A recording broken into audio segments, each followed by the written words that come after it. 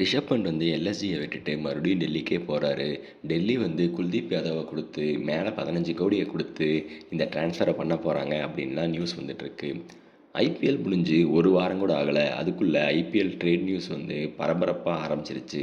27 கோடி கொடுத்து ரிஷப் பண்ட்டை எடுக்கும்போது இவர் T20 பிளேயர் கிடையாது, கேப்டன்சி மெட்டீரியல் கிடையாது, இவருக்கு எதுக்கு 27 கோடி அப்படின்னு எல்லாருமே எதிர்பார்த்தோம்.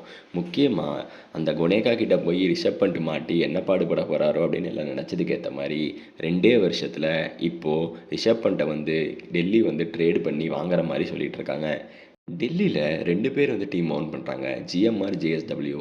3 வருஷத்துக்கு ஒருக்கா அவங்க வந்து ஃபுல் ஓனர்ஷிப் எடுத்துப்பாங்க டீமை. அப்படி இப்போ மறுபடியும் ஓனர்ஷிப் எடுத்திருக்க டீம் வந்து ரிஷப் பண்ட் வேணும் அப்படின்னு எதிர்பார்க்குறாங்க. இதுக்கு முன்னாடி இருந்த டீம் வந்து எனக்கு வேணாம் அப்படின்னு எதிர்பார்த்தாங்க. இப்போது சௌரவ் கங்குலி மறுபடியும் வந்து கோச்சிங் பொசிஷனுக்கு வரும்போது எனக்கு ரிஷப் பண்ட் வேணும் அப்படின்னு கேட்டிருக்காரு போல். அதனால் குல்தீப் யாதவை கொடுத்துட்டு ரிஷப் பண்ட்டை ட்ரேட் பண்ணுற இந்த நியூஸ் வந்து பரபரப்பாக போயிட்டுருக்கு.